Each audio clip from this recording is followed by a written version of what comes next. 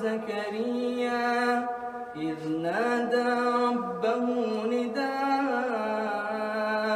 خفيا قال رب إني وهن العظم مني واشتعل الرأس شيبا ولم أكن بدعائك رب شقيا.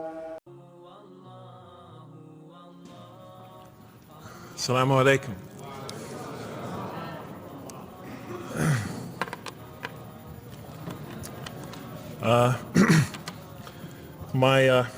I've come from the University of Kansas. We're playing in the Final Four this very instant. So I want to let you know that you've asked a lot of me today. No, I'm just joking. All right, very briefly, I just want to talk a little bit about what the Quran has to say about the purpose of life. I think this is an extremely important subject, especially for Muslims living in America, because we're sort of a minority, a new religion here, and many people are interested in what we believe. And I think the primary question that people want answered when they first consider another religion is how that religion views the purpose of life, the purpose of of our existence here. And so I'm going to begin, though, talking about an atheist point of view, because I want to talk about what sort of answers the Quran might have for an atheist. So to begin this, I need to talk for about 5 or 10 minutes about what I believe contributed to my becoming an atheist, because I grew up in a Christian family. And then I'll talk for about 45 minutes or so about what I experienced in the Quran and how that sort of changed my perception. So it's very simple. But my wife always says I should summarize what I'm going to do before I talk, because it's easy to get lost in my speeches. And my wife doesn't have a lot of confidence in my speaking ability. Okay, so let me start out by mentioning that my mother certainly played no role in my becoming an atheist. My mother was a wonderful woman, a beautiful lady. She had tremendous dignity and class. The neighbors loved her. She was a registered nurse, and she put in many extra hours at the hospital. She worked in the ward that dealt with dying patients. And when I would come and pick her up late from work at night, not all the patients, but many of the patients would drag me over and talk to me and tell me what a wonderful woman my mother was. When she died, her funeral was packed, and person after person that came up to me had a story to tell about my mother and her goodness. Time and time again, people described her as, Jeff, your mother is a true saint. She was a deeply religious woman, a great mother, a great teacher, a gentle person. She never cursed. I never heard her curse, swore ever in her whole life. Never heard her speak to anybody rudely or speak about anyone rudely. She was a tremendous example of a truly religious person, and she didn't wear it on her sleeve. It was just slowly but surely you could see it just in her day-to-day interactions with people. My father, on the other hand, was a difficult man. My father, for some strange reason, had this tremendous rage inside him. I don't know where he got it. He had this terrible violence inside him. And every night he would try to quell that violence with hard drinking. And his drinking, though, only made him all the more volatile. Because my father could be laughing and joking one minute, and he could fly into an angry rampage the next for some unexpected reason. You never know what would trigger it. And once he flew into that angry rampage, it would take, he would just go wild in the house. The house would be in havoc. He would rage on and on and on, and it would take an awful lot of liquor and several hours before he would finally go to sleep. And this would happen night after night after night. And so my four brothers and I was the fourth in line, My 4 brothers and I lived a frightening and precarious childhood, but I'd have to say the worst of it was watching my father regularly taunt and threaten and abuse my mother. And it would happen day in, day in, day in, day out, night in, night out. And it was a never-ending nightmare. You see, it's really not so bad when you're the target of your father's violence. You might think it's bad when a child is the target of their father's violence, but it's really not all that bad. At the moment of attack, you're really not thinking about anything except your own survival. When he's firing punches at you or kicking you on the ground or chasing you throughout the house, and when he's threatening you, I'm going to hurt you bad, boy, you're not thinking about anything at that moment except escape.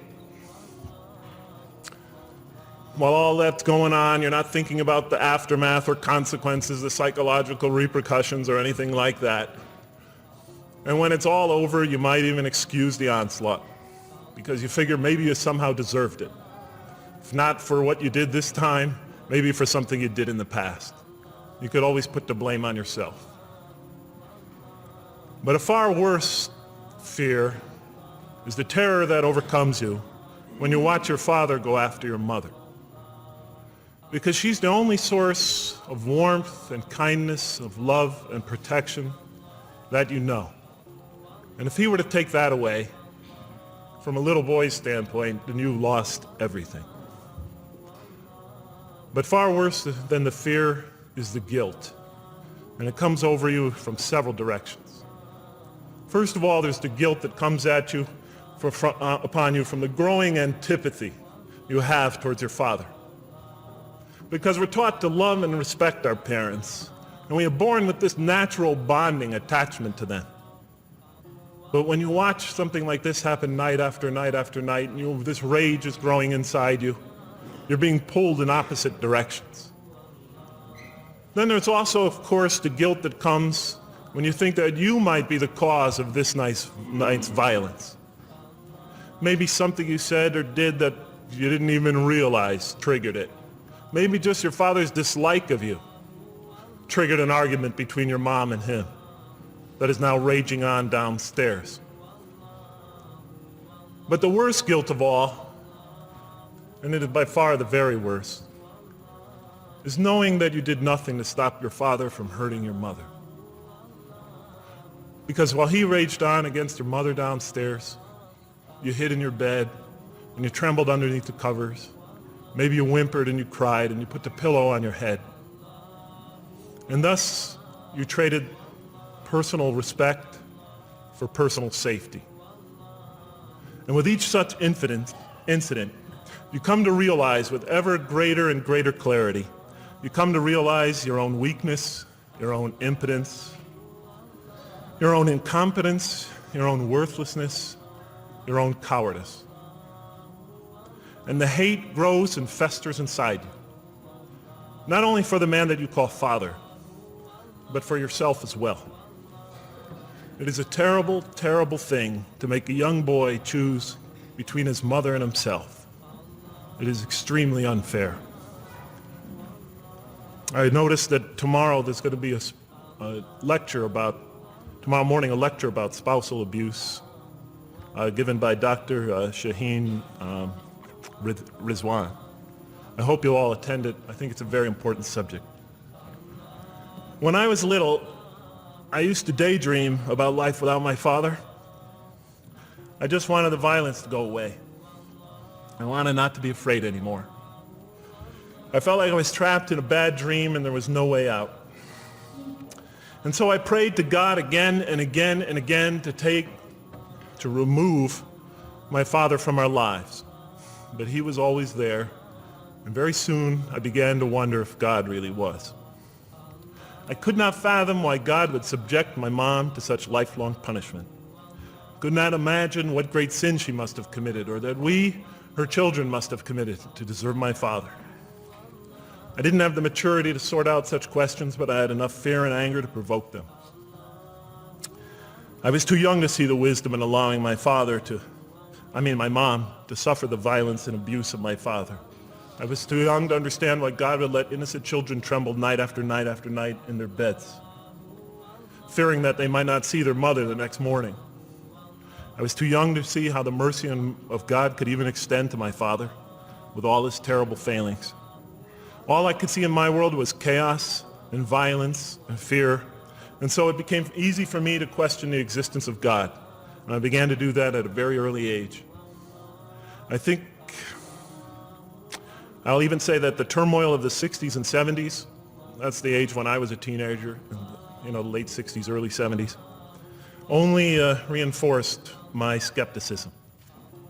When John and Robert F. Kennedy were assassinated, or Martin Luther King was gunned down, when Vice President Agnew was kicked out of office and Richard Nixon soon after him, when the race riots erupted in city streets like mine, and gang fights erupted in our cities, many of those which I was involved in, when I saw the bizarre and senseless carnage of Vietnam, they all confirmed the lesson that was already ingrained in me and that my father had taught me so well, that the world is dominated by random, consuming, undiscriminating violence.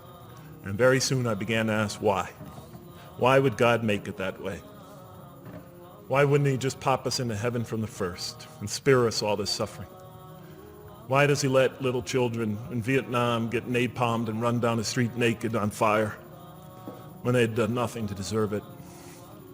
Why does he let the race riots go on? Why does he let the leaders be assassinated? Why does he just let the violence go on and on and on for people who had nothing to do with it? It wasn't of their own making. Why didn't he just make us angels and pop us into heaven if he could make us angels, which I was always taught he could?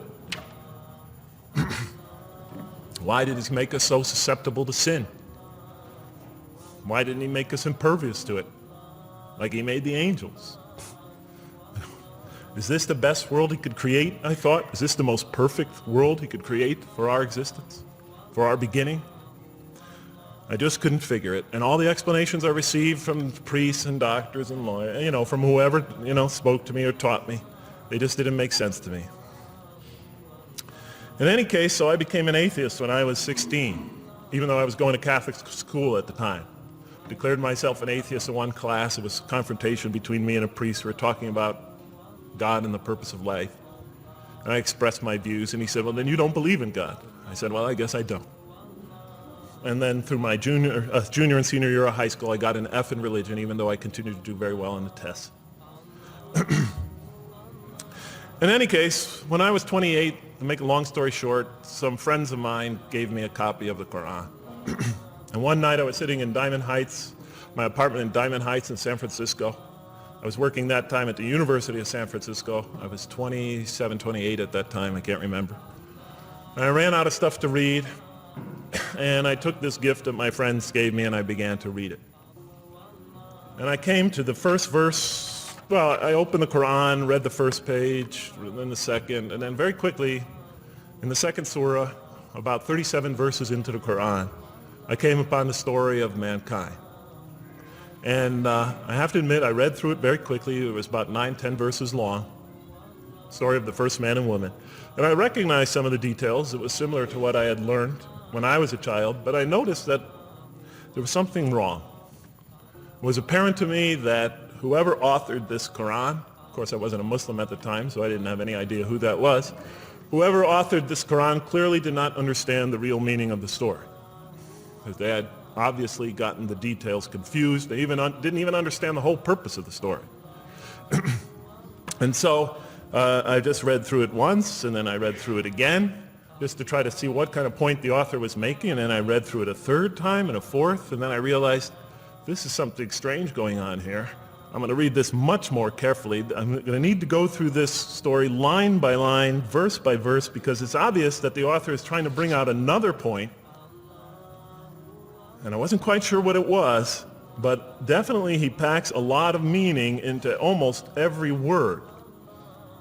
And I thought the writer at least seems to have a great measure of brilliance. And so I'll try to sort of take you through what my experience was as quickly as I can. So I came to the 30th verse of the second surah, Surah Al-Baqarah, and it began like this. It said, "Behold, your Lord said to the angels, I am going to place a vicegerent on earth." The Arabic word is khalifa. It means a representative or an emissary of mine.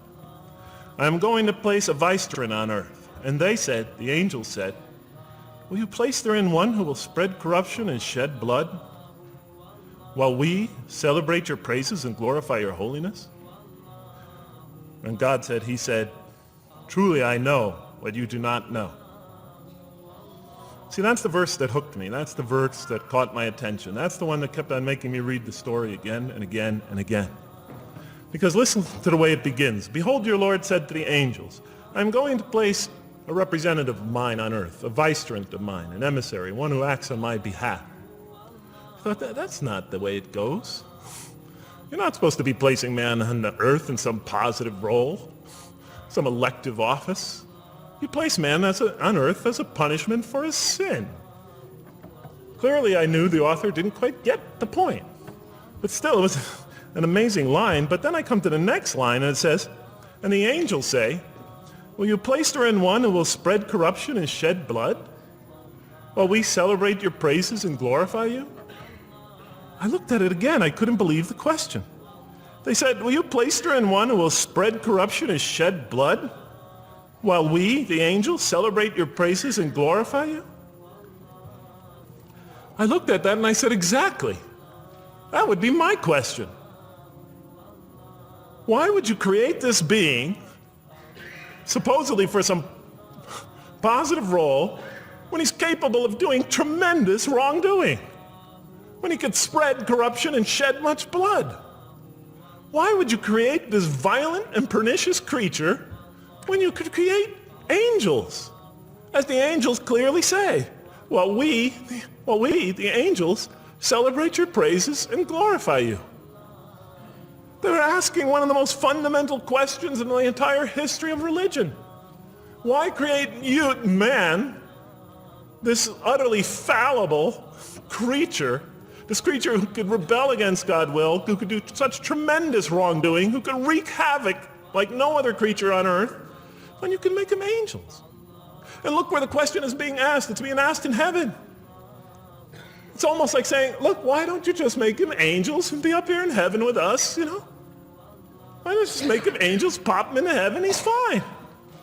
Why would you put him on earth where he could feel distant from you, where he can work out his worst criminal tendencies, act them out, feeling somehow independent and apart from you and free to do whatever he wants, when you could just make them angels and put them into heaven and make them perfectly submissive to your will? I looked at that question and said, that's my question. I'm not even a single verse into the story of mankind, and there before me I see my question. That whole question, everything that I ever thought, everything that I ever experienced, everything that I ever knew was in that question. It was as if the author took my life and wanted to pick out exactly the right question to humiliate me, to provoke me, to anger me. Why create man, this most destructive and violent creature, when you could make them angels? And then look at the answer. And he said, God said, truly I know what you do not know. You know, in modern parlance, we would say, I know exactly what I'm doing. I read that and said, what? You know what you do not know? You know exactly what you're doing? Well, please inform me. Tell me what you're doing. Because, you know, I'm 28 years old and I haven't figured out it yet. And I have a lot of issues that I'm still dealing with that's connected to this question.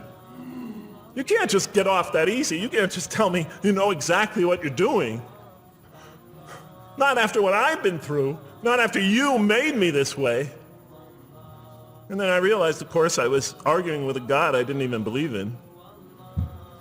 And that would happen several times as I read through the Quran. And sometimes I would just get into so agitated by what I read, I'd start arguing with this voice that I'm reading before me, that's calling to me. So we turn to the next verse. It turns out that the Quran just doesn't dismiss the question. It starts to answer it a little bit. And in the next verse it says, and he taught Adam, God taught Adam, the names of all things.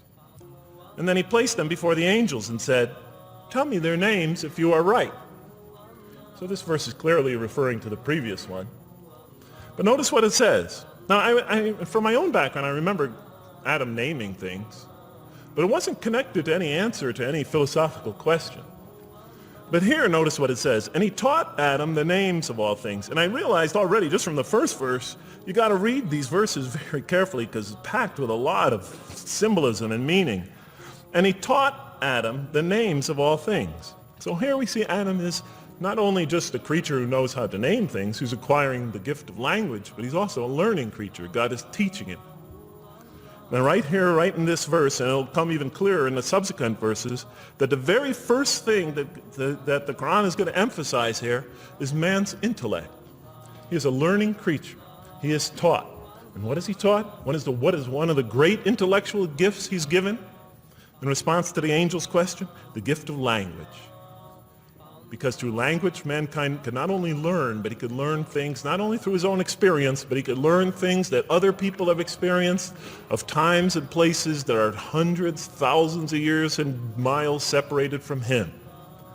And so that all our knowledge becomes cumulative. Every generation learning from the generation before it. I'm learning today from authors I read from other sides of the world that may have existed 2,000 years ago. And so we all contribute to our collective learning and knowledge. And so what I'll see later in the Quran, when the Quran will emphasize this again and again and again. Like in one verse it says, read in the name of your Lord who created. Created a man out of a tiny creature that clings. Read, it commands the reader. For your Lord is most bountiful. Why is he most bountiful? What great gift did he give you? For he taught man the use of the pen. And through it taught him what he otherwise could not know. And time again, the Quran will call upon man to use his intellectual faculties and swear by his intellectual faculties. And to use them correctly because they play a fundamental role in guiding him to truth. I never came upon a scripture that puts so much emphasis on the correct use of our intellectual faculties, on the harnessing of reason in helping us attain to faith. And he taught Adam the names of all things. And then he placed them before the angels and said, tell me their names if you are right. Okay, you have this objection you have this natural question about this creation of mankind. Here, this mankind is this human being, this human creature is a learning creature. He has many intellectual gifts. Here, I'm going to place these things before you. Tell me their names if you are right about man. And what did the angels say? In the next verse they say, glory to you. We have no knowledge except what you have taught us. In truth, it is you who are knowing, the wise. They say this task, this intellectual test that's put before them is beyond their grasp. Notice what they emphasize. We have no knowledge. This would take knowledge. This would take an intellect that they don't possess. In truth, it is you who are knowing, the wise. You got it. It's easy for you. You're the knowing, the wise. You have knowledge. You have wisdom. But this would take knowledge and wisdom that is beyond us. And so in the next verse we read, and he said, "O Adam, tell them their names." And when he had told them their names, notice how it's just like it's nothing for him. For mankind, he has this phenomenal ability. And when he had told them their names, as if it's just a triviality for man, he names them. "O Adam, tell them their names." And when he had told them their names, God said, "Did I not tell you that I know what is unseen in the heavens and the earth? And I know what you reveal and conceal?" And he's clearly going back to the angel's question. Yes, you have these natural concerns about the creation of mankind. Yes, he could do these evil things. But look at this tremendous intellect he has. This is something you have overlooked that you haven't considered. And that's clearly the point of these verses. Even though I felt that the author didn't quite, it was as if I realized that he didn't misunderstand the story. He was taking one of the great stories in the history of humankind, one of the fundamental greatest stories in the history of mankind, and molding it and using it as a vehicle for an entirely original message. And God said, "Did I not tell you that I know what is unseen in the heavens and the earth? And I know what you reveal and what you conceal?" In other words, didn't I tell you I know exactly what I'm doing? And then in the next, and didn't I not tell you that I know what you reveal and conceal? I looked at that. What question did what did they reveal and what did they conceal? What did their question reveal and conceal? I thought about it for a minute. Oh, it's obvious. What did their question reveal? You just go back and look at the question. It revealed the sinful and sinister propensities of man. I mean, it's obvious, right? Why are you all looking at me like that? You're starting to scare me. You're all looking very serious. Am I losing you? Wow. Okay. So, they revealed the sinister and evil propensities of man. But what did their question conceal? And all you have to do is think about it for a minute.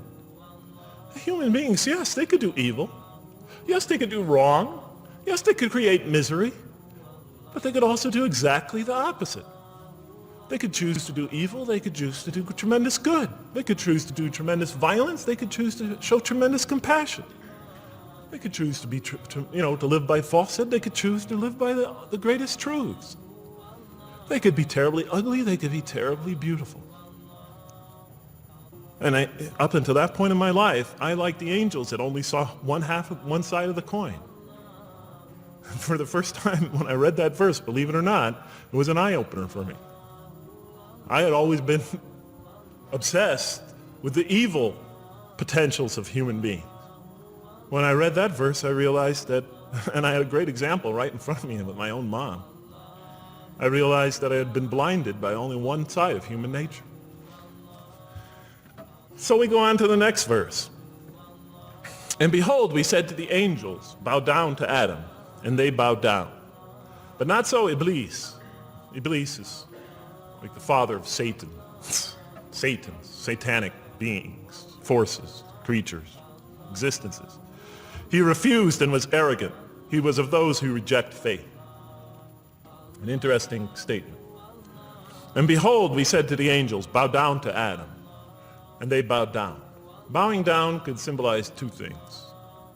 Bowing down could symbolize the superiority or potential superiority of one being over another, and so they bowed down to them.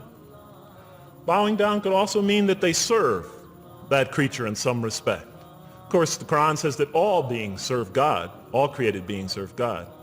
But this verse seems to be indicating, and the rest of the Quran will make it clear, that these angelic beings, these angelic entities, will serve the development of mankind. We'll even see later that the satanic beings serve the development of mankind. Both forces, angelic and satanic, will serve the development of mankind. Because one will present man with a choice to do the most altruistic things. The other will simultaneously try to influence man in the opposite direction. And so human beings will be moral creatures and will have to make moral decisions. And it's in those moral decisions that they will grow spiritually and morally as human beings. And they'll take that into the next life. And the angelic and the satanic forces will be catalysts for those moral choices that they make. They will heighten the human being's awareness of the rightfulness and the wrongfulness of the choice he's about to make. And the self, the soul, the nafs, as they say in Arabic, will have to make the ultimate choice between good and evil.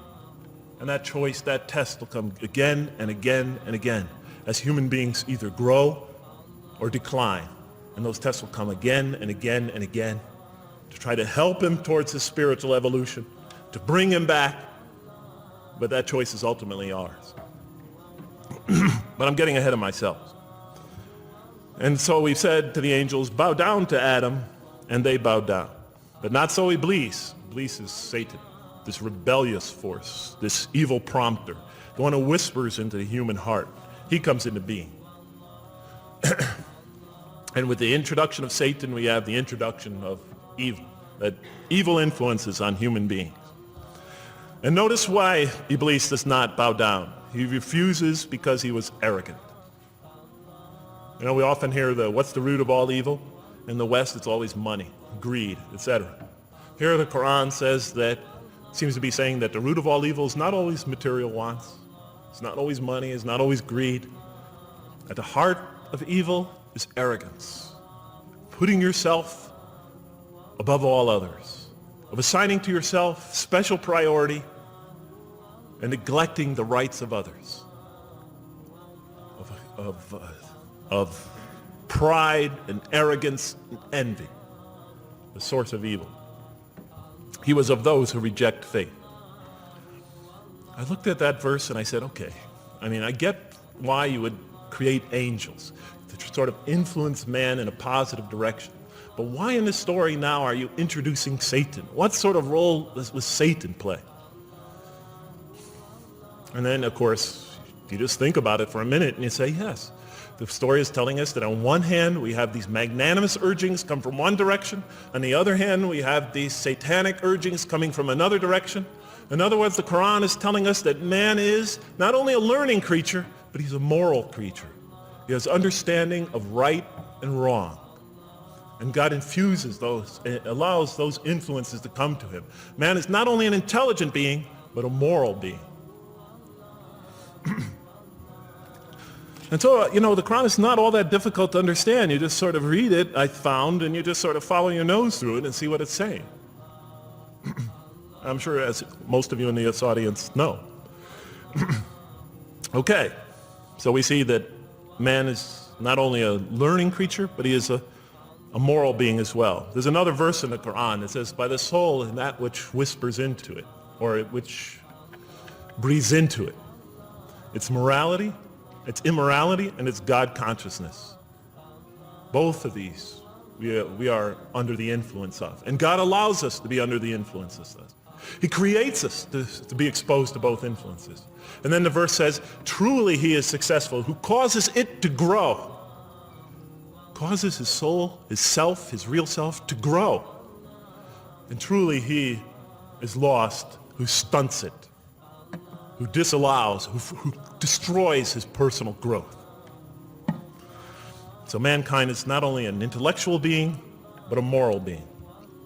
And we said in the next verse, O Adam, dwell you and your spouse in the garden, and eat freely thereof what you wish, and eat freely thereof what you wish.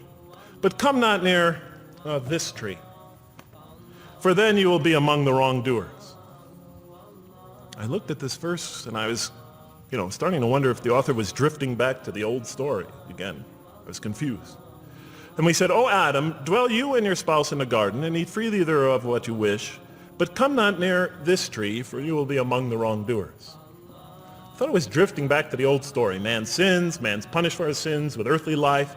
Maybe the author is drifting, he had a good idea, and now he's drifting back to the sort of traditional story. Maybe he couldn't make his mind up what story he wanted.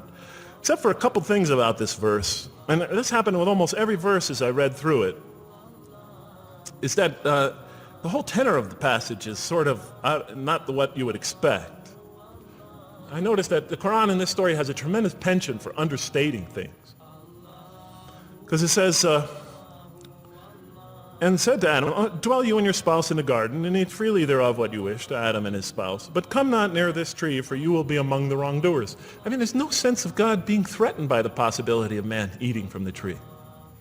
In this story, we don't see in this verse, we don't see that God is nervous at the prospect, that he's threatened by the prospect, that he's anxious about it.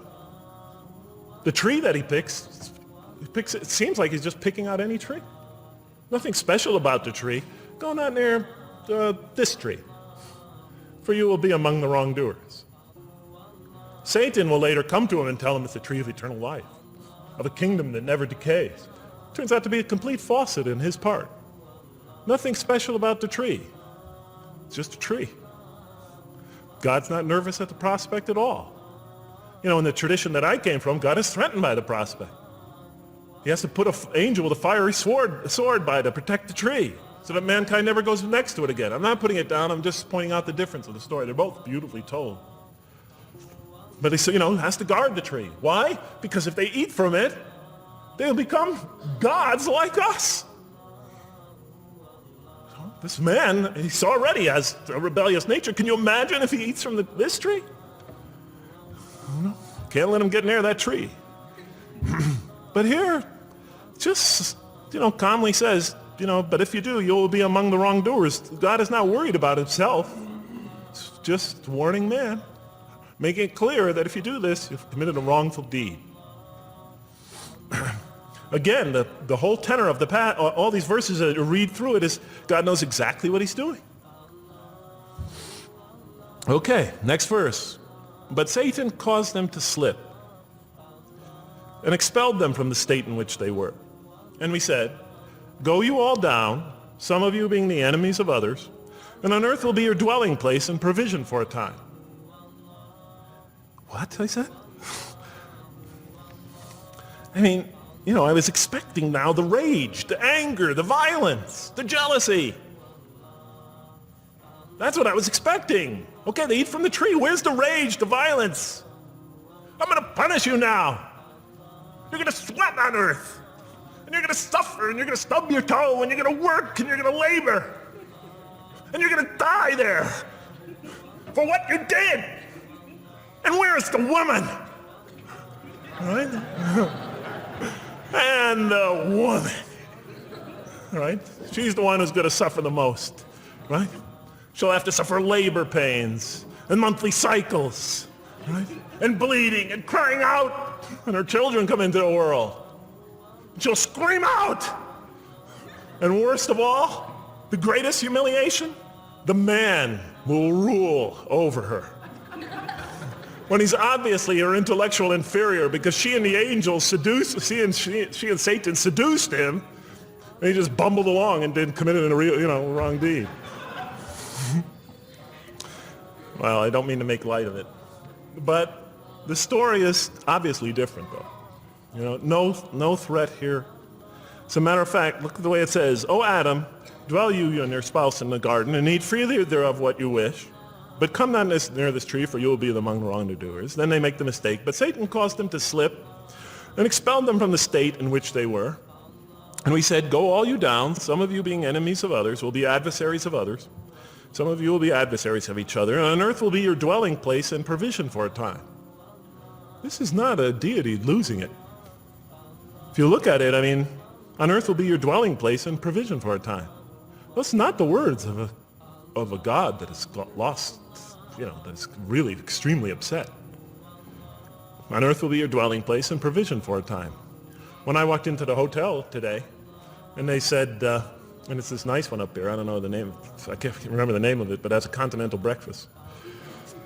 And they said, your room will be room 111, and there's a continental breakfast in the morning. I didn't say, I didn't think they were mad at me. Because he said, you're going to sleep here, and this is going to be your provision in the morning. Oh, thank you. But notice something else about this verse. I mean, when you read these verses for the first time, I don't know, maybe I'm nuts, and many people think I am. But when you read these verses for the first time, I mean, there's just so much that catches your attention. But Satan caused them to slip. I remember, I couldn't get that verse out of those words out of my head. Satan caused them to slip. To slip? The greatest sin in the history of the human race, and it's called a slip? In my culture, slip means, you just momentarily, for a fraction of a second, you lose your focus. It's not a big deal. My Uncle Bob used to always say to me, Jeff, I'm sorry I'm 5 minutes late, I slipped up. The understanding is it's no big deal. It's just a slip. That's what we say when we make a minor mistake. I slipped up. Don't worry about it. Never happen again. A slip, I said? Momentary loss of focus? The greatest sin in the history of humanity? Why we're all here? Why we're all suffering? Why we experience death? A slip? I didn't believe it. I went to my Arabian friends at that time. I didn't know any Arabic. They came to this verse. We went through it line by line. I said, now don't change any words. Just read them one at a time. But Satan made them, and I said, okay, this one right here. What does it mean? Tell me what that means. They looked at it, it says, slip. Slip. And expelled them from the state in which they were. A slip, I thought? But then maybe I was trying to force the traditional understanding, the traditional interpretation. Maybe it was just a slip. I mean, after all, they didn't commit murder. They didn't commit robbery, rape, pillaging, assault. They ate a couple of pieces of fruit. Well, it's not the greatest sin in the history of humanity by any means. And then the next verse says, and then they were expelled from the state in which they were. Well, what state were they? Let's see now. Let's go back from where we started. First, mankind is being taught. We see he's an intellectual being. Then we show he's a moral being. Moral being means he's a being that's going to have to make choices. And then God gives him this choice. It's not a huge deal. It's not the gravest sin in the history of humanity by any means. It's minor by any standards. They make it, though. We see that God originally intended to put man on earth as his vicegerent. We see a period of preparation where he's being prepared intellectually, where he's growing intellectually, where he's growing as a moral creature. When does God finally put him on earth? What signals that he's ready to begin? He makes his first independent choice. It's not the worst deed in the history of humanity. It's minor on anybody's scale, but it shows that mankind is ready to act on his own, to be his own, to make his own choices, that God has empowered him to make choices, and he's ready to make them and carry them out and see them most often to their expected ends, if God wills. And that seems to be the only real significance of it. But I thought, maybe I'm getting this wrong. Maybe God just blows off into an angry rampage the next verse. So I look at the next one and it says, and then Adam received words from his Lord. And God turned to him mercifully, for he's oft returning, ever merciful.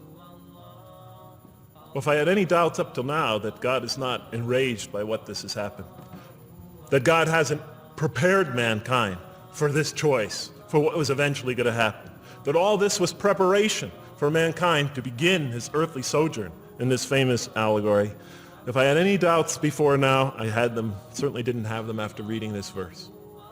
Because the verse is entirely consoling, reaching and merciful, reaching out to mankind in mercy. Mankind goes to earth. He's obviously afraid. He obviously feels remorse. He's in an unfamiliar environment. And what does God do? He turns to him. He turns to him. In Arabic, the word has the meaning of like a father turning towards an infant or a child or somebody, or a parent, a mother turning towards her child. And he turns to him mercifully, and for God is oft returning, ever merciful. And Adam receives words from his Lord. What kind of words? Probably words of consolation, words of hope, words to tell him not to be scared. And in the next verse we see those are exactly the type of words that Adam receives. He says, go down, Adam and his spouse. Go down from this state, all of you together. Repeating that again, just so that we know that this is not a punishment here. Go down from this state, all of you together, and truly there will come to you guidance from me. And whoever follows my guidance has nothing to fear, nor shall they grieve. It is an emotional picture. This young couple is here, in fear, and in shame, feeling remorse, and God reaches out to them and turns towards them and tells them, you have nothing to fear, nor shall you grieve. I know this is tough for you, but you've been prepared for it up till now, through your entire existence. It had to happen. This is a necessary stage in your development, in your growth, but just hang in there, follow my guidance, be true to me and I'll be true to you. I'll guide you, I'll help you, I'll do whatever you need. Just follow my guidance and you have nothing to fear, nor shall you grieve. Okay. So I was impressed. I thought this author, whom I didn't know, I thought was extremely brilliant. Because the story is entirely coherent, but it's bringing out entirely new meaning. And it's stressing some things in the human equation that I would never have normally thought of. Actually, I thought these sort of things argued against the existence of God. Here, the author was using them to say, look at these. These play a fundamental role in the purpose of life. What? Intellect. Human beings have intellect. Right. In response to the angel question, they are moral creatures, and they are subjected to evil and angelic promptings. And they have to choose between them again and again and again throughout their existence. And their growth, which the Quran talks about frequently, is going to depend on that. We're here to grow, as we will see. But it emphasizes choice. Human beings are creatures of choice. It also emphasizes suffering. Suffering. Hey, that's pretty nice writing. It also emphasizes suffering. Human beings are going to suffer here on earth. That's the first thing that the story mentions. Spread corruption and shed blood? Havoc, suffering, pain? Yes, these three things play essential roles somehow, the story is saying, in our development on earth, in our very purpose of our development. These are the three things we've always had the most trouble grappling with, all theologies have. Why give us intellect if it leads us often to challenge in our minds the existence of God? If we can't reconcile the existence of God with our minds, with our reason? Why give us choice if we can choose to do wrong? Just make us angels. Why let us suffer so on earth? Just pop us into heaven. And here the Quran is telling that these play essential roles in our attaining of faith. Not only these, of course, it also mentions guidance, God's forgiveness, revelation, etc., angelic forces, satanic temptation. It mentions all these other things as well, but these three essentially really caught my attention. I never expected that these three things would be emphasized. And so as I read through the Quran, I looked, anytime I saw anything that seemed to relate to this, I would write down notes and underline it. You know, and I would walk up and down in San Francisco with my pen as I'm walking, because I like to walk about 7 miles every day, and I'd be underlining. My friends would always say, Jeff, what book are you reading? And I would lie to them. I'd tell them, oh, it's a great novel or something. You know, I didn't want them to know that I was reading the Quran. I think they thought I was going nuts. But in any case, so very quickly, I was wondering, does the Quran really emphasize reason? Does it really emphasize choice? Does it really emphasize suffering? How much more time do I have, Madam Speaker? 35? 25, okay. I'll do the best I can. So let me just try to indicate to you as I read through the Quran, and I'll try to get through this quickly because you guys look tired. And I know you're interested to find out how that basketball game is turning out. Let's see, does the Quran really emphasize reason as essential to human growth, to this experience we're having on earth, to our very purpose? And the answer is definitely yes. So much so that even Western Orientalists, people who wrote against the Quran, said that this is a major feature of the Quran, a feature that you cannot miss. Henri Lemens, writing in the early part of this century, one of the famous Orientalists, you know, who wrote very much against Muslims, hoping to unseat them from their religious belief. He wrote, the Quran, and this is his quote, is not far from considering unbelief as an infirmity of the human mind. Unbelief is, he thought, and he was saying it mockingly, is like, you know, you can't think straight. You're not using your mind right, as my father used to say. Maxime Rodinson wrote at length about the rationalistic approach of the Quran to faith. And this rational tone of the Quran is one of its most salient features, beyond doubt. I'll just give you a few quotations. One of its fundamental themes is that people ignore or reject God's signs and corrupt religion precisely because they do not use their reason. And the Quran will say that again and again and again. The Quran says about the disbelievers, they refuse to reason and are a people who do not reason. I have 7 such quotes in the Quran. The Quran will say, will you not reason? It mentions that 14 times to the reader. God reveals signs and lessons and admonitions so that, and this is a quote from the Quran, perhaps you will finally use your reason. There are 8 such statements in the Quran. From the Quran's viewpoint, reason and faith are allies, just as illogic and false belief are allies. And it clearly sets the conflict along these lines. It says the right way has henceforth become clear from error. Those who benefit most from the Quran are persons of insight. 16 such statements in the Quran. Firmly rooted in knowledge, 8 such statements. Use the reason, 10 such statements. Stand on clear evidence and proof, 7 such statements. Those who oppose this revelation are deluded, 9 such statements. In manifest error, 28 such statements. Ignorant, 15. Foolish, 3. Have no understanding, 9. Only follow surmise and conjecture, 9. And blindly adhere to tradition, multiple times. So it states that. In an almost Socratic style, the Quran repeatedly quizzes the reader and calls into question his or her assumptions. Again and again, it asks us, what do you think? 18 such statements. Have you considered this or that? 13. Did you suppose? 7. Sounds like a math teacher. Do they not ponder? 2 such statements. Do you think? Do you even think? 18 such statements.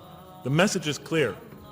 To gain truer faith, we need to free ourselves from inherited notions and examine our beliefs rationally. Learning plays a key role in human development. Read the Quran, exhorts the reader. For God taught us the use of the pen and taught humankind what it otherwise could not know. In life, nature, and history, in the Quran, there are signs and lessons for those who are wise. There are 21 such statements. The Quran states over 100 times that it has been revealed to make things clear. I thought the author of this Quran must have had a strong mathematical insight, a natural mathematician. All throughout, when I was reading, I was trying to imagine what he must have been like. God teaches humanity both directly and indirectly, and sometimes so subtly that we are unaware of his instruction. Thus he tests us in multifarious ways. Of course, I just want to make it clear, Muslims believe God himself is the author of the Quran. Sometimes I give this speech and people come away and ask me, Jeff, who is the author of the Quran anyway? But I didn't know. So I was just trying to figure it out. Repetition is indicative of the importance given to certain ideas. It should be observed that the Arabic word for knowledge in the Quran, ilm, appears 854 times in the text in its various forms. It's one of the most frequently occurring words. So the Quran really does put great emphasis on reason in our spiritual quest. Does it put great emphasis on choice? Well, here's what it has to say. Let there be no compulsion in religion. The right way is henceforth clear from error. It's a choice, and it must be freely made. And it's a choice between correctness and error, between right and error, between reason and falsity. Had God willed, he could have indeed guided you all, it says in the Quran. Why not, I thought. Why not just guide us all? Why let some of us choose to go this way and that way? The Quran was constantly provoking me as I read it. Do not the unbelievers know that had God willed, he could have guided all mankind? Oh, do not the believers know that had God willed, he could have guided all mankind? Okay, I'm an unbeliever, I thought. Tell me, why didn't you guide all mankind? If you want us to be in conformity of your will, just make us that way. And if we had so willed, we could have given every soul its guidance. Why did you let us be creatures of choice? Just program us to do the right thing. Never make a wrong choice. Had God willed, he could have made us all one community. He could have made us clones of one another. But he didn't. It wasn't part of his plan. Enlightenment has come from your Lord. He who sees does so to his own good. He who is blind is so to his own hurt. It's your choice. It says it again and again in the Quran. Remember when I was reading this, I was a disbeliever. And this scripture is constantly reminding me, it's your choice, Jeff. It's no compulsion in this. It's your choice. It's up to you. You're probably not reasoning correctly here. Think a little harder. Come on, try. It's just a few more steps. And whoever is guided is only to his own gain, and whoever is stray, I am only a warner. It's your choice. We have revealed to you the book with the truth for mankind. He who lets himself be guided does so for his own good. He who goes astray, it's to his own hurt. It's his choice. There are many, many such references. I'll stop there. But you get the point. The Quran clearly emphasizes that choice plays a key role in our development. But what about suffering? I mean, suffering's the biggie, right? I mean, that's the real major question. What does the Quran have to say about suffering? Because every religion deals with suffering in a different way. It's either something you have to be saved from, and so some religions stress salvation, or it's something that you have to sort of transcend through meditation and training so you can sort of not feel it so much, get above it and beyond it. Some religions see it as primarily punishment. Some see it as, some of the more ancient religions see it as the result of the precarious and whimsical, control of many gods working against each other, playing with human beings. Different religions have dealt with it in different ways. But almost all of them, I would indeed say all of them, have sort of seen it as something not so good. Well, let's see what the Quran has to say about it. Something to be avoided, to transcended, to be saved from. The Quran says just the opposite. You are going to experience it. You will suffer in this life. And it plays a fundamental role in your development, in your growth, and in what you are to become. This scripture didn't just say you're going to experience it. It said you should embrace it. You should struggle through it. Your life should be a struggle, it says. It should be a jihad. Yeah, right? But that's what it says. Jihad means struggle. When the Quran most says jihad, it's very seldom, it's most often not in the context of fighting. Qital is the Arabic word for fighting. But it says even in the Mecca verses, long before Muslims had to defend themselves against their oppressors, it mentions that you have to struggle in the path of God. With the Quran, it even says. Struggle in the path of God with this Quran. Life is a struggle. It says in one verse, most assuredly we will try you with something of danger and hunger and the loss of worldly goods, with the loss of your lives and the fruits of your labor. Most assuredly we will try you. It's not just talking about evil people, good people. But give the good news, the glad tidings. Be happy for those who are patient in adversity and suffering. Good news, I thought? Doesn't the author understand the terrible effects of suffering? Give the good news to those who are patient through adversity, who when calamity befalls them say, truly unto God we belong and truly unto him we shall return. In other words, that this could benefit them. It was a remarkable statement. Here's another one. Do you think that you can enter paradise without having the like of those who passed away before you? And the next verses start to explain these people were good people who suffered terribly. Do you think that you can enter paradise without going through the same? Why, I thought? Why do we have to suffer in life?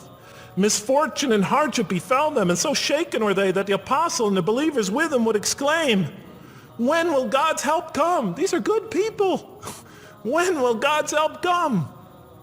Oh, truly, God's help is always near. You will certainly be tried in your possessions and yourselves, the Quran tells the reader. You're going to face hardship. It's guaranteed. Every soul must taste of death, and we try you with calamity and prosperity, both as a means of trial. And to us you are returned. You are going to have hardship here. There is going to be no heaven on earth. This environment is made to be an environment of adversity. It is made to be an environment where you have to work, where you have to struggle, where you have to strive. And it plays a key role. Oh man, truly you've been toiling to your Lord in painful toil, but you shall meet him. You're toiling, yes, but you shall meet him. We certainly created man to face distress. What, I thought? We certainly have created man to face distress. You made us to face distress? Does he think that no one has power over him? Sometimes people get, so down, they just think, this can't be a God. Look how I'm suffering. He will say, I have wasted much wealth. Some people just become totally devoted to worldly aim. Does he think that no one sees him? Have we not given him 2 eyes to see with, a tongue, and 2 lips to communicate with, to learn from by communicating? Can't he see around him? Can't he tell from communication with other people? Haven't we pointed out to him the 2 conspicuous ways? What are the 2 conspicuous ways? But he attempts not the uphill climb. One of them is the uphill climb. And it says this is the way you should be pursuing. And what will make you comprehend the uphill climb? It is to free a slave, or to feed in a day of hunger an orphan nearly related, or the poor one lying in the dust. Then he or she is of those who believe, and exhorts one another to patience, and exhorts one another to mercy. You have not attained to faith until you struggle the uphill climb. It's telling us you should pursue the uphill climb. What is the uphill climb? Reaching out to your fellow man who suffers, to feed the poor one, to help the poor soul that's lying in the dust. And all over the world there are people in that state. And we watch the news as if it's just entertainment. And the Quran tells us this is something you should involve yourself in. That is the road that you should travel. It describes a successful life as an uphill climb. Well, I can see I'm running out of time, so I'm going to have to tie this up in about 15 minutes, I guess. But definitely the Quran emphasizes these three elements in the human drama. But as I read through it, I couldn't see how it all fit together. I mean, why didn't God just... Why? Why do we have to experience these? What purpose do they play? Just pop us in the head and beam us up, I thought. Well, one thing, like I mentioned before, the Quran will repeatedly emphasize that we're here to grow and to learn. And I'll give you 4 or 5 quick verses because I know you're tired. It says, our Lord, and raise up in their midst a messenger from among them, who shall recite unto them your signs, and that shall teach them the book and the wisdom, and who shall cause them to grow. We have to learn wisdom in the book, and Revelation in particular, and who shall cause us to grow. And we have sent among you of yourselves a messenger to recite our signs to you and to cause you to grow. Truly God was gracious to the believers, this is in the 3rd surah, when he raised up from among them a messenger from themselves to recite his signs to them and to cause them to grow. It is he who has sent among you who has sent among the unlettered people a messenger from among them to recite his signs and to cause them to grow. These are all distinct references. Just 2 more. There are many more. And the soul and that which breathed into it, its immorality and its God consciousness. He is indeed successful who causes it to grow. And he is indeed a failure who stunts it. And in the 92nd surah, Surah Al-Layl, it says, far removed from it will be the righteous who give his wealth that he may grow. So the purpose somehow is to grow. We're in a growing, learning, developing experience. We weren't just created when we came into the world. This is actually a stage of our creation. Just as our development in the womb was a stage in our creation, our essential stage in our physical creation, this is an essential stage in our personality creation, in the creation of our real being. That which we take into the next life, our essential selves. We've gone from the physical creation in the womb, primarily physical, now to the human creation, the personality creation in this stage. I thought maybe I'm, projecting my own neurosis into the scripture. Maybe it doesn't really emphasize that life has a purpose. But time and time again, I would find it does. For example, just quickly it says, those who remember God standing and sitting and lying down and reflect upon the creations of the heaven and earth and say, our Lord, you did not create all this in vain. You did not create all this in purpose. Just when I was starting to think, maybe the Quran really doesn't state a purpose of life. It really doesn't mean there's a real purpose of life.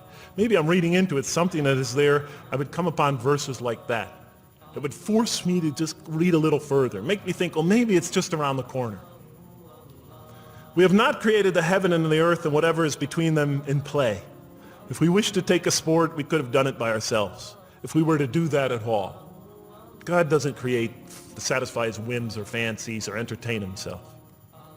Do you think that we created you purposely and that you will not be returned to us? It says in the 23rd surah, the true sovereign is too exalted above that. In the 44th surah, we did not create the heavens and earth and all that is between them in play. That serves a purpose. Now, what sort of purpose can it possibly serve? So I tried to, apparently the Quran speaks about believers and those who are the rejectors. You have the believers on the one hand, the rejectors on the other. Now apparently God has created us to be believers. So I tried to study what the Quran has to say about the believers, and it's a natural thing to do, to see what it wants us to become, if it has anything to do with these essential elements that it stated. I mean, it's a natural way to approach it. I think you agree. Do you agree? Somebody nod your head. That's what I say to my math students. Just one head nod is enough for a mathematician. Get one head going, okay, I did my job. Okay. So, how does the Quran describe the believers? What are they supposed to attain to? What is their ultimate thing that they're supposed to get? What are they ultimately supposed to achieve? And it's very clear when you read the Quran that what they will achieve in this life and will experience to so much greater degree in the next is they will experience a relationship of love with God. They will turn to God in love, and God will turn to them in love. In the Quran, God's mercy, compassion, forgiveness, kindness, beneficence, warmth, generosity, all the things we normally think associated with God are freely given to all mankind. But when the Quran speaks of God's love, we would normally think of that as God's love. But when the Quran speaks about God's love, it's talking about something very special. Love is always presented as a relationship between two. If we do not turn to God in love, then we just receive his mercy, forgiveness, kindness, beneficence, warmth, generosity, all those wonderful nurturing things, his nurturing, and we reject it. And so we never really experience that love because we never really turn to it and open ourselves up to it. It is always there for us, but unless we enter into that relationship, that love, that give and take, that relationship of love is never develops. We reject it, and that's what the word kafir means. It means to reject, to turn your back, to ignore, to throw a gift that someone gives you behind your back. And so the Quran tells us that the believers will experience this sublime relationship of love. It says, yet there are men who take others besides God as equal, loving them as they should love God. But those who believe love God more ardently. Say, if you love God, follow me, and God will love you and forgive you your faults, for God is the forgiving, the merciful. O you believe, if any from among you should turn back from his faith, then God will assuredly bring a people he loves and who loves him. And throughout the Quran, I'll mention time and time again that God loves the believer. God loves this type of person. God loves that type of person, and so forth and so on. So it's quite, and I'm trying to pick the speed up here, so you'll have to excuse me for that. But it is apparent from the Quran that one of the purposes of creation, maybe the essential purpose of the creation, is to produce from this subset of humanity that will freely enter a relationship of love with God. They will not only experience the beauty of other relationships in their lives, but this love that they will experience with God is the sublime experience that they will enjoy. Not only in this life, but infinitely greater in the next, when all the distractions, all the masks are stripped away. Okay, I thought, you created us to love you, for us to turn to you in love and to experience your love, to receive and experience your love. But why do you need these? Just pop us into heaven, love us, and make us love you. Program us to love you. You'll make my dog love me. Do the same sort of thing. I kept on coming back to the same issue. Just do it. Okay. Still couldn't see it, and I was almost through the Quran, and I thought either I'm dumb or this scripture just never really got to it. Okay, so I didn't give up. I thought, okay, what's the next natural thing to do? Okay, so we're here to develop this relationship of love with God. The Quran tells us that, if we are believers and we do good, we'll experience great joy and peace in this life, not only through our relationship with God, but through complementary relationships with all the people around us in this world will be a one for us of peace and serenity, even though we have to struggle and survive and suffer. But I couldn't see, how this all tied in with this suffering business and why he couldn't just put us into heaven. So what's the next natural thing to say? Okay, so we're created to have this relationship of love with God, to enter this relationship, to experience and receive all that he has to offer us. So the natural thing to do is to study the two partners in that relationship. What does the Quran have to say about us, the believer? What does it ask of him and her? What does it require of them? And then what does the Quran tell us about God? And then is there some essential nexus, some essential connection between them, and does it have anything to do with these? Because if the Quran doesn't show that, then the essential link that links all this together, that pieces it all together, is missing. And as I thought to myself, whoever this author is, and by now I knew he had fantastic genius, even though he came from the primitive confines of the most backward, most uncivilized sector of humanity, of people that had no literary history really to speak of, no great works of literature, no scriptures that preceded him, even though he came from the desert of culture, even though this came out of that environment, and the mind behind it had to be tremendously and phenomenally genius to come out of that surrounding and produce something like this. If that essential link was missing, I knew that, he was great, but, and extremely great. But, what do you expect? How could anybody answer those questions? Nobody in the history of humanity has been able to answer them. Okay, so I thought, first I'll see what the Quran has to say about the believers. What does it require of them? Then what it has to say about God, and see if there's some essential link. Are you following me? You're giving me the note. Get off the stage. Okay, I'll do my best. It's a deep subject. We're almost done. Bear with me a few more minutes. I'm sorry, really. I know Siraj Wahaj, when he gives these sort of speeches, he always says, okay, I'm finishing up now, and then 10 minutes later he says, you thought I was telling you to do it? I won't say that, but just give me a few more minutes. Bear with me. Okay, quickly. What does the Quran ask of the believers? From the Quran's many exhortations and its descriptions of acts and types of individuals loved by God, it's not difficult to compose a partial list of things that the Quran wants us to do, which it calls good deeds, time and time again. To believe in God, to have faith in God, to have a relationship with God, and to do good. So what does it describe as these good deeds? Well, as I read through the Quran, it says that, can I take this away? Remember, intellect, choice, suffering. It says we should show compassion. Show compassion. We should be merciful. I have the references here, but just excuse me, I'm not going to list them all. We're running out of time. We should be forgiving. Forgive others. We should be just. We should protect the weak and defend the oppressed. Defend the oppressed. We should seek knowledge and wisdom. Knowledge, wisdom. Bear with me, ladies and gentlemen. We should be generous, truthful,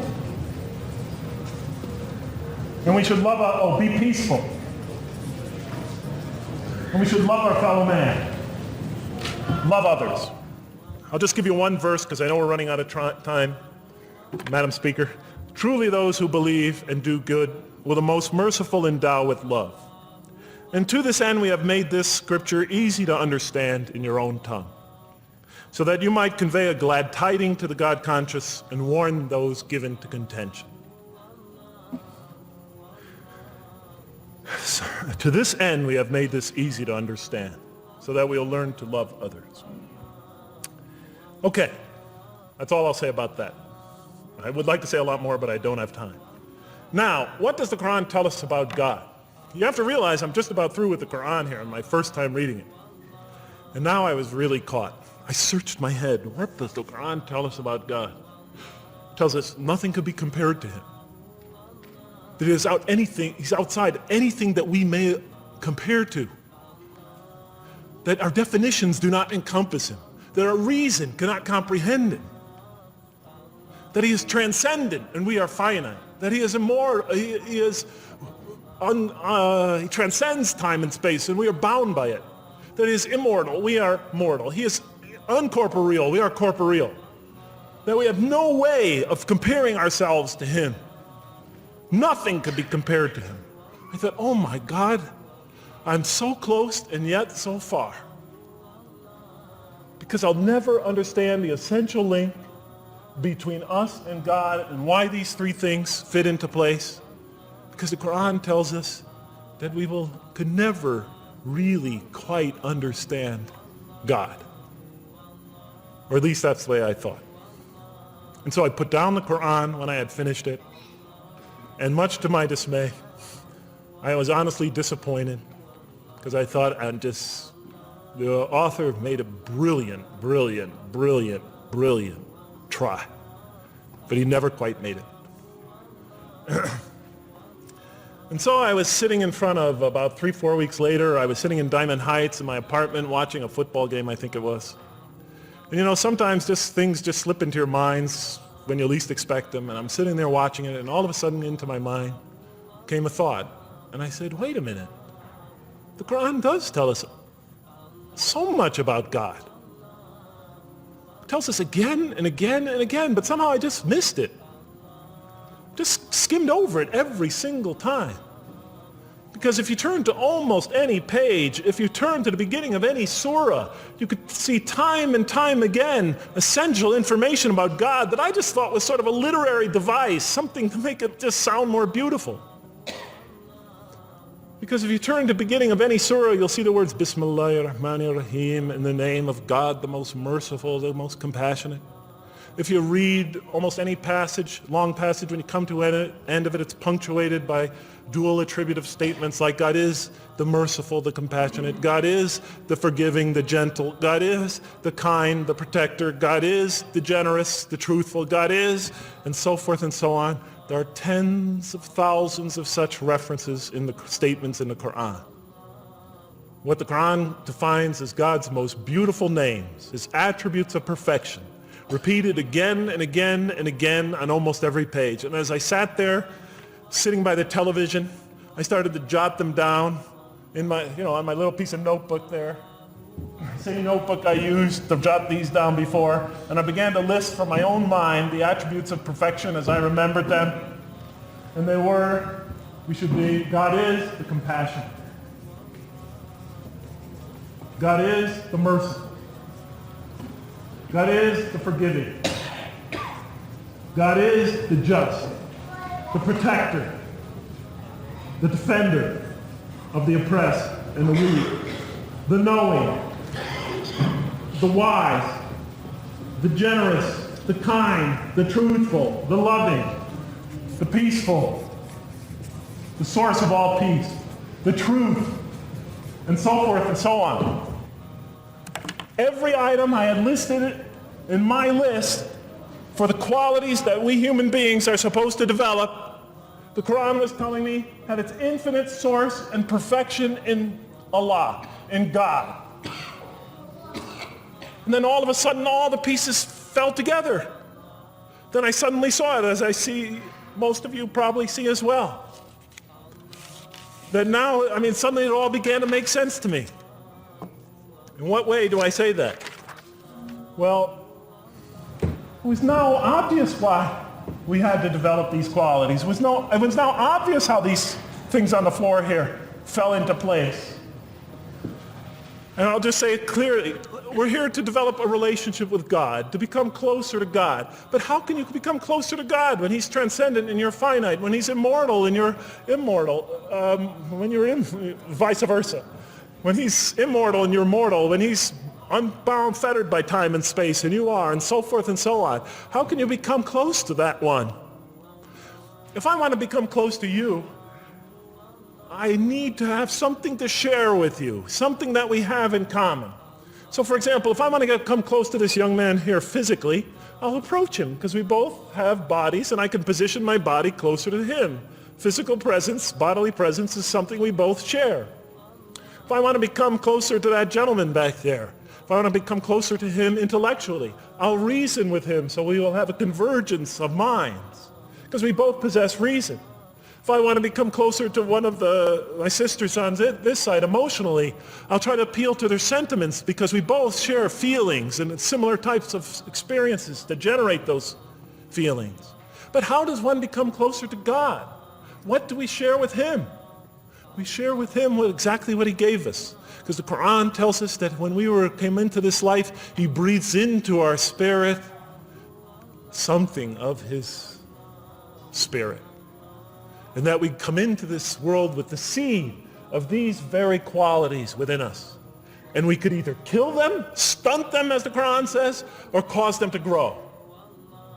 And when we grow in these, we grow in our ability not just to experience tremendous beauty in life through all this, but we grow in our ability to receive and experience the infinite beauty, the infinite peace, the infinite truth, the infinite compassion, the infinite mercy, the infinite, etc., all the way down the list, that only comes from the infinite perfect source of all these.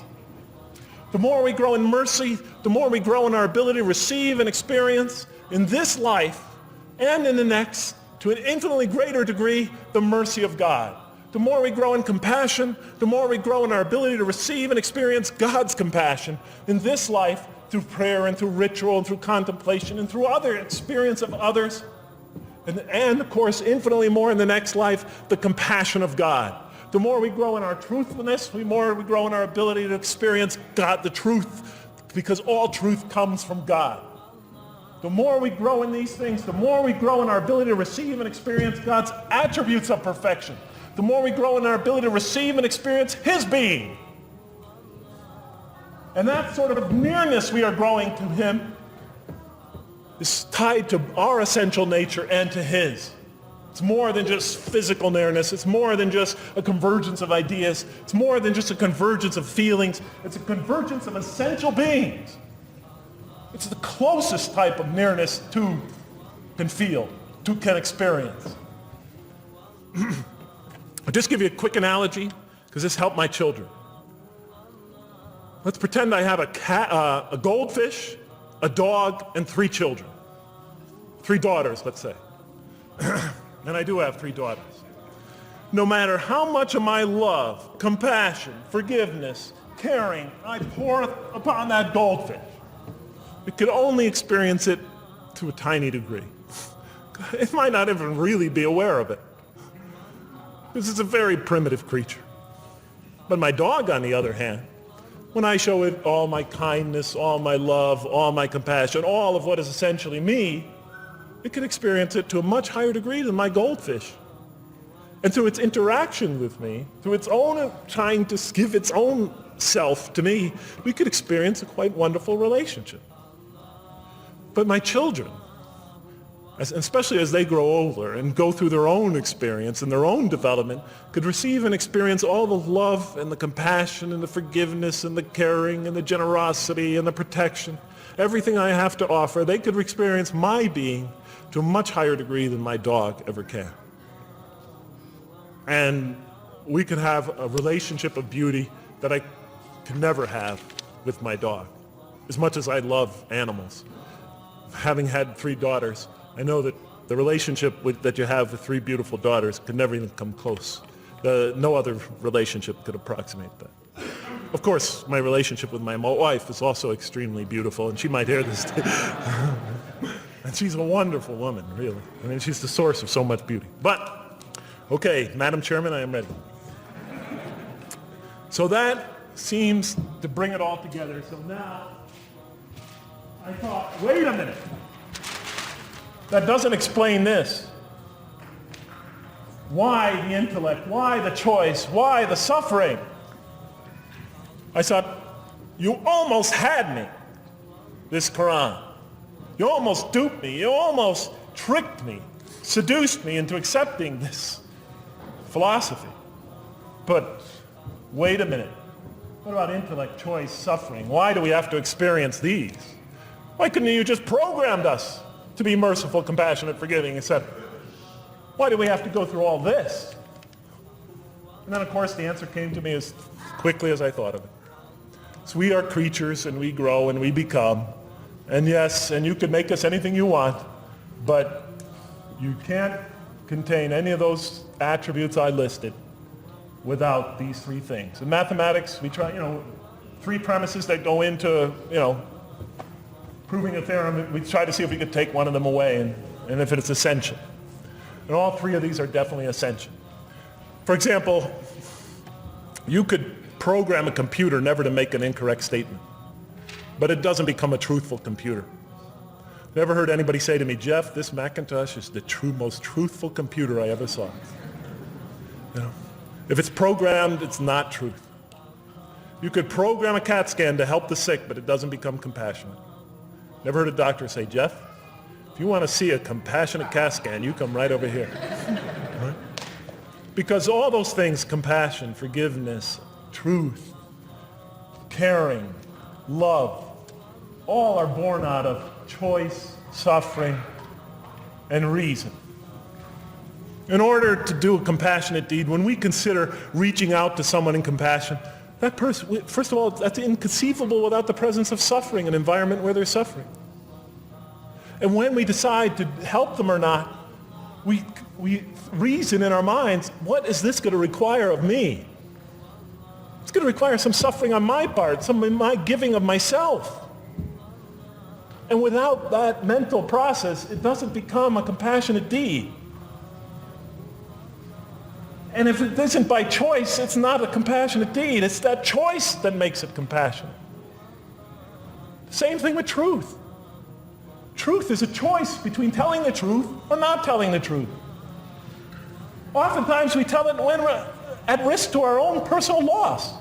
The more suffering that might come out of that choice, the greater is the truth behind it, the greater an act of truthfulness. And all the time we have to weigh the consequences of that choice. If I tell the truth there, my teacher's going to give me an F. If I don't tell the truth, I might get an A. We weigh it in our mind. Last example, the famous wedding vow. Do you take this woman to be your wife in sickness and in health, for richer or for poorer, until death do you part? What are they asking us? Do you knowingly make this choice, understanding full well what's at stake here? That it might involve richness but poverty, health or sickness, that suffering's going to be involved until death. Once a young lady told me, you never really loved me. Because when the going got tough, when things got hard, when we hit rock bottom, when my life fell apart, you just got up and left. And she was right. And she understood full well that that's what love is all about. It is through giving and suffering together and hanging in there with each other and not bailing out and persevering through suffering, making that choice and knowing what you're doing. All those three things are essential. So it's very easy to see why the Quran stresses these. For in order for us to grow in these, I dropped it, we have to have these. And that's why it's very easy to see, ladies and gentlemen, why the Quran, 30 seconds, Madam Chairman, why the Quran talks about sin as self-destruction. The Quran says when we sin, we commit, the Arabic word is dhulm, or zulm, however dialect you have. Dhulm against ourselves. We oppress, we destroy ourselves. Because when we don't grow in these, when we grow in the very opposite of these, we are literally destroying ourselves. When we grow into things that are antithetical to these, we are destroying our natures and will not allow ourselves to receive and experience the beauty that could be in store for us this life and the next. It's like coming into this world and developing in the womb none of the physical things you need to experience comfort and joy and peace and happiness on a physical level in this life. It's as if you're coming into this life and you've destroyed yourself physically somehow in the womb, and you came into it and you had nothing to protect you from the cold, from the heat, from the harshness of the elements, from germs, from disease, nothing to protect you, nothing to satisfy, give you the ability to satisfy your thirst or your hunger, nothing for you to experience any physical comfort. This is all that matters as we go into the next life. If we don't develop these through our relationship with God, our very purpose of our being, then we will experience terrible suffering in this life, worse than if we came into this life in a physical state that didn't avail us of any of the comfort of this life. And so it'll be worse than fire. It'll be worse than endless fire. It'll be worse than the worst hell we could possibly imagine. So the Quran tells us, that yes, when it talks about heaven and hell, it's used very powerful symbolic language, but what it essentially is telling us is imagine the greatest joy and wonderful and peace and serenity you could ever experience. And that's what's open to you on the one end. But on the other end, imagine the most terrible suffering that you could possibly bring on yourself, and you could also do that to yourself as well. It'll be worse than anything you could have ever imagined. And it's the Quran tells us that God says on the Day of Judgment, I did not harm you in the least. You destroyed yourselves. And it could say that with total objective truth. And that's why the Quran, well, I think I'll leave it at that because Madam Speaker's about to shoot me. I still have other things to talk about, but I want to find out how that basketball game is going. So thank you so much for listening to me for so long. And may the peace and mercy of Allah be upon you all. I didn't mean to try to scare anybody at the end. That wasn't my goal. I was just trying to make a point. And may the peace and mercy of God be upon you all. Thank you so much. Assalamu alaikum.